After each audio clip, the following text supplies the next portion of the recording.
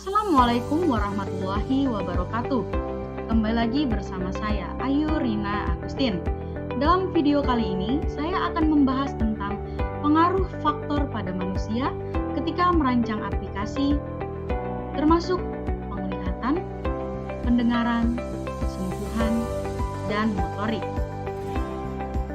Yang pertama adalah interaksi manusia dan komputer. Interaksi didefinisikan sebagai sebuah keadaan ketika dua atau lebih objek berkomunikasi. Terjadi keterkaitan dan saling memberikan pengaruh. Ketika salah satu objek mengalami hambatan, maka interaksi yang berlangsung dapat dikatakan tidak berjalan dengan baik. Sedangkan komputer ialah perangkat elektronik yang memiliki fungsi dalam mengolah data, dan hasil dari pengolahan data tersebut mampu memberikan beberapa informasi dan menciptakan hasil. Terdapat 3 komponen yang ada dalam interaksi manusia dan komputer, yaitu komputer, interaksi, dan manusia. Secara umum, interaksi manusia dan komputer menjelaskan sebuah pembelajaran mengenai perancangan implementasi dan evaluasi dari sistem komputer interaktif yang akan diolah dan dikembangkan manusia, termasuk penelitian elemen kunci dan dalam lingkungan interaktif. Berikutnya adalah 7 macam disiplin ilmu yang berkaitan dengan interaksi manusia dan komputer. Yang pertama, computer science, yaitu ilmu menganalisa mengenai pembahasan segala sesuatu yang berhubungan dengan komputer yang terbagi menjadi 2 bagian, yaitu perangkat keras maupun perangkat lunak. Yang kedua, kognitif psikologi, merupakan kemampuan seseorang programmer dalam melihat kondisi psikologi si pengguna, sehingga dalam pengoperasiannya lebih nyaman dan terkondisikan. Yang ketiga, ergonomics and human factor, merupakan ilmu yang mengharuskan programmer membuat interface sebuah aplikasi yang memiliki karakteristik yang nyaman digunakan, seperti perpaduan dari warna yang baik untuk mata. Yang keempat, engineering, yaitu ilmu yang ditelaah meliputi pengembangan perangkat lunak dan perangkat keras. Software engineering terkait dengan rekayasa perangkat lunak. Yang kelima, desain, yaitu ilmu yang menjelaskan mengenai penerapan desain interface dari sebuah software. Desain ini memegang peranan dalam interaksi manusia komputer dikarenakan pemilihan desain dan warna yang lembut dan tidak mencolok akan memberikan kesan nyaman sehingga user lebih betah berlama-lama di depan komputer. Yang keenam, sosiologi, yaitu disiplin ilmu yang menerangkan bahwa di dalam interaksi komputer dan manusia sangat dibutuhkan kerjasama antara sistem dalam komputer dan pengguna. Yang terakhir adalah linguistik, yaitu ilmu yang mempelajari komposisi tata bahasa yang baik dan terstruktur yang akan memudahkan pengguna dalam menangkap dan menggunakan sistem sehingga meminimalisir terjadinya kesalahpahaman dalam penggunaan. Selanjutnya yaitu tujuan interaksi manusia dan komputer. Terciptanya sebuah interaksi manusia dan komputer ini sebagai bentuk bantuan dengan memberikan kemudahan pada manusia untuk pengolahan dan pengoperasian komputer, sehingga menerima berbagai kebermanfaatan yang dibutuhkan selama bekerja pada sistem komputer. Dalam hal ini, bukan sekedar dari perangkat keras dan perangkat lunak, namun sektor lingkungan sangat berpengaruh, baik lingkungan keluarga, masyarakat, maupun lingkungan kerja. Sistem ini dapat membantu peningkatan pada kinerja, membuatnya lebih efisien dan mudah untuk diaplikasikan. Hasil dari maksud tersebut mampu membangun produk yang reliable, yaitu aman, menghasilkan sistem yang bermanfaat, serta mampu memberikan pengalaman yang menyenangkan dan memuaskan. Selanjutnya adalah tugas rekayasa sistem. Tugas rekayasa sistem terbagi menjadi 4, yaitu yang pertama, menghasilkan sistem fungsionalitas yang semestinya. Yang kedua, kehandalan atau reliability, ketersediaan atau availability, keamanan atau security, dan integritas data atau data integrity. Yang ketiga, standarisasi, integrasi, konsistensi, dan portabilitas. Yang keempat adalah penjadwalan dan anggaran. Selanjutnya yaitu tujuan perancangan berdasarkan manusia. Dalam proses perancangan dan pengujian diperlukan sebuah perhatian khusus dari pengembang sistem. Terdapat 5 faktor manusia yang dapat diukur, yaitu yang pertama, waktu belajar, yang berarti rentang waktu yang dibutuhkan untuk orang biasa dalam mempelajari suatu praktik untuk memberikan hasil yang sesuai dengan target perencanaan. Yang kedua, kecepatan kinerja, yaitu rentang waktu saat tugas tersebut dilaksanakan. Yang ketiga, tingkat kesalahan, yaitu seberapa besar kesalahan yang dilakukan oleh pengguna.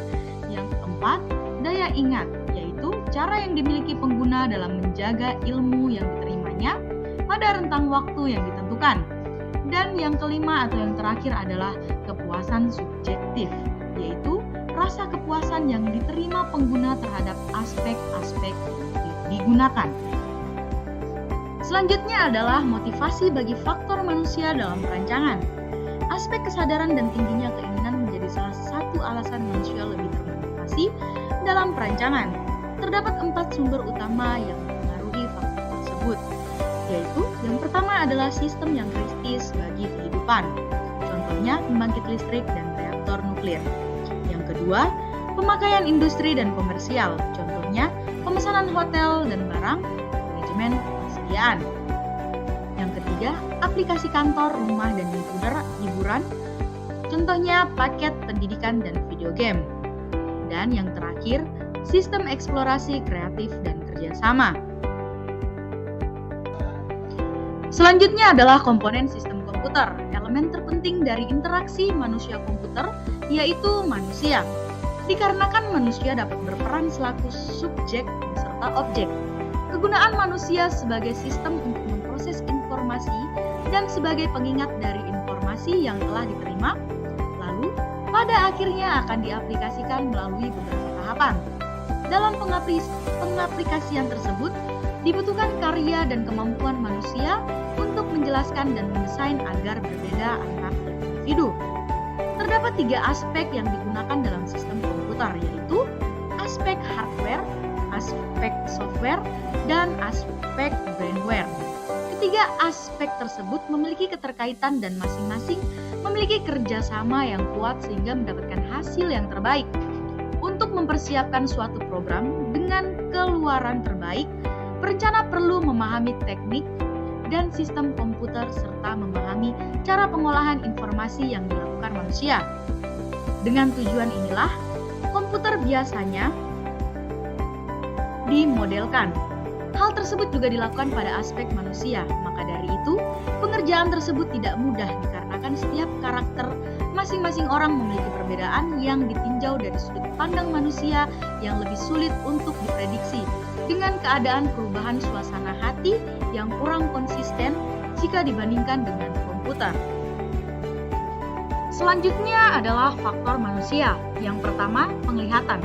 Sebagai manusia, salah satu panca indera yang memiliki keberhargaan yang tinggi adalah penglihatan. Hal tersebut juga telah didukung dengan pernyataan beberapa ahli, di mana dengan menggunakan mata manusia dapat melihat warna, jarak, gerakan, dan lain sebagainya. Sehingga segala bentuk dimensi dapat dipandang dengan jelas melalui indera penglihatan tersebut saat menggunakan sistem komputer.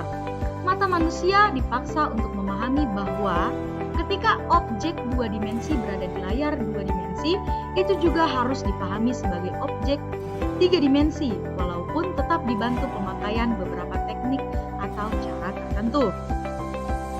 Yang pertama adalah luminance. Luminance atau luminance adalah hasil dari besaran pantulan tingkat pencahayaan pada permukaan objek dengan satuan lilin. Yang kedua, kontras. Pancaran sinar dari cahaya yang dipancarkan oleh latar belakang objek saling memiliki keterkaitan yang disebut dengan kontras. Hal ini dijelaskan dengan perhitungan selisih antar luminance dan pembagian luminance latar belakang. Objek yang memancarkan cahaya yang lebih dominan dibandingkan yang dipancarkan oleh latar belakangnya maka menghasilkan nilai kontras positif, sedangkan nilai kontras negatif mengakibatkan objek asli terserap oleh latar belakang. sehingga terlihat pudar. Yang ketiga adalah kecerahan, respon subjektif terhadap cahaya. Tingkat kecerahan tidak sepenting luminans dan kontras, walaupun begitu terdapat keterkaitan antar keduanya jika sama-sama tinggi. Jika kita melihat dari batas tingkat kecerahan ke batas bawah tingkat kecerahan, kita akan melihat keterangan yang aneh. Jika dilihat pada gambar 1.1, terlihat titik putih di persimpangan garis vertikal dan horizontal di sisi kiri, sedangkan gambar sisi kanan pada perpotongan garis tersebut seolah-olah terdapat titik putih. Namun, ketika fokus mata berada tepat dalam titik perpotongan tersebut, maka akan hilang titik putih dan hitam yang seolah-olah kita lihat tadi. Yang keempat, sudut dan ketajaman penglihatan. Sudut masuknya suatu benda ke mata disebut sudut penglihatan. Ketajaman visual atau penglihatan adalah titik terkecil di mana mata bisa mengamati objek secara jernih. Yang kelima adalah medan penglihatan. Saat pergerakan mata dari sisi terjauh balik ke kanan terjauh dan ke kiri terjauh, akan terbentuklah sebuah sudut yang dinamakan medan penglihatan. Yang terakhir adalah warna. Warna merupakan reaksi dari cahaya dan dibentuk oleh saturation, hue, dan intensity. Warna ini diperoleh dari hasil cahaya yang menjelaskan manifestasi dari spektrum elektromagnetik. Luminans dalam kondisi konstan dan saturasi tetap dijaga ketika panjang gelombang sebesar 400 sampai 700 nm atau nanometer. Warna dapat dibedakan sampai dengan 128 warna bagi pengguna dengan penglihatan warna yang normal. Hal ini mengacu pada kepekaan mata manusia terhadap penerangan warna. Jika posisi objek berada pada sisi mencapai kurang lebih 150 dengan posisi kepala dan mata yang diam, maka mata bisa melihat perbedaan warna lebih akurat. Yang kedua adalah pendengaran. Termasuk dalam panca indera utama kedua, pendengaran berkaitan dengan suara dan telinga kita. Arti dari suara ialah bunyi yang dihasilkan oleh PC. Ketika mendengar data yang diterima, tidak hanya dilihat mata tetapi juga didengarkan sehingga lebih signifikan. Walaupun di kala ini belum banyak program-program aplikasi yang mengenakan suara selaku media interaksi antara manusia dan komputer, namun ada sebagian aplikasi mulai memberikan tanggapan kepada pengguna dengan pemakaian suara. Dengan begitu, kondisi fakta yang memberikan kemanfaatan dari media suara ialah multimedia. Mayoritas manusia bisa menemukan suara dalam kisaran frekuensi 20 Hz sampai 20 kHz. Namun, terdapat faktor yang mempengaruhi perihal tersebut, yakni umur serta kesehatan dari pendengar. Dalam tingkat kebisingan, suara dapat memberikan macam yang berbeda bila batasan kebisingan dinyatakan sebagai 0 desibel. Sehingga suara bisikan memiliki tingkatan kebisingan 20 desibel, obrolan berkisar 50 desibel sampai 70 desibel di saat manusia mendengar bunyi lebih dari 140 desibel, maka dapat dipastikan berdampak ke kehancuran indera pendengaran. Yang ketiga adalah sentuhan. Sentuhan ialah fasilitas interaksi ketiga dari kedua panca indera yang telah dijelaskan sebelumnya. Adanya pergantian tekanan dapat memberikan kesensitifan pada jari tangan manusia, namun saat sifat dari aplikasi tersebut konstan, sensasi tekanan menurun. Terdapat hubungan di antara rasa sentuhan dengan aspek ergonomis dalam suatu sistem. Namun, jika papan keyboard keras maka akan membuat tangan letih dan di saat mengetik lebih mengalami kesulitan yang berdampak pada sakitnya jari tangan. Hal ini merupakan menjadi kekurangan dikarenakan sesansi tersebut bisa dirasakan dengan kuatnya tekanan, hal yang mempengaruhi sentuhan umumnya temperatur serta udara. Oleh karena itu, perlu pencermatan khusus mengenai pergantian temperatur udara, sebab bisa berdampak pada kinerja seseorang yang dapat mengurangi konsentrasi seperti hawa yang panas akan memberikan rasa kantuk. Yang keempat adalah pengendali motorik. Gerakan motorik adalah penggambaran dari perilaku dari tubuh manusia yang digerakkan. Untuk mengawasi dan mengendalikan motorik bisa dibantu melalui studi psikologi, olahraga, ataupun fisiologi. Pembelajaran pada ilmu di atas mengenai gerakan tubuh, postur badan, dan proses yang mempengaruhi keduanya. Setiap tahapan pemrosesan aksi yang dilakukan manusia tersebut memerlukan waktu yang berbeda-beda, yang dibedakan menjadi dua bagian, yaitu waktu reaksi atau reaction time, tergantung jenis stimulus, yaitu visual atau pandangan 200 ms, auditory atau suara 150 ms, dan pain atau sakit 700 ms. Waktu pergerakan atau movement time tergantung pada usia, sedangkan waktu yang diperlukan untuk menanggapi stimulus yaitu waktu reaksi tambah waktu gerak. Bertambahnya waktu reaksi mengurangi akurasi pada operator yang terampil. Kombinasi sinyal yang diterima dapat mempercepat reaksi. Faktor seperti latihan akan mengurangi waktu reaksi, sebaliknya kelelahan dapat memperlambatnya. Sedangkan waktu pergerakan dipengaruhi oleh karakteristik fisik dari subjek. Yang kelima adalah memori manusia. Ketika melakukan sebuah kegiatan, sebagian besar akan direkam oleh memori dan akan menjadi sebuah jejak dalam ingatan manusia. Sehingga saat ingin mengenang atau mengingat semua kejadian di masa lampau yang pernah terjadi pada diri kita, manusia akan menggunakan memorinya. Dari memori ini akan memberikan sebuah informasi yang menggambarkan urutan perbuatan kita. Secara umum ada 3 jenis atau fungsi memori seperti gambar yang ada di layar, yang bertugas sebagai sebuah sistem pengelola informasi. Memori memiliki sistem kinerja kedua yang dikeluarkan oleh manusia untuk membantu kelancaran dalam pemrosesan tersebut. Yang pertama adalah memori penyaring. Pada tugasnya untuk mendapatkan rangsangan dari panca indera yang bekerja selaku penyimpan tidak tetap yang bersifat sementara. Terdiri dari 3 saluran penyaring. Yang pertama, ikonik, yaitu menerima rangsangan penglihatan. Yang kedua, ekoik, yaitu menerima rangsangan suara. Dan haptik, yaitu menerima rangsangan sentuhan. Pada setiap ada rangsangannya yang masuk ke dalam otak, memori melakukan pemrosesan yang dengan mengupgrade-nya. Yang kedua, memori jangka pendek.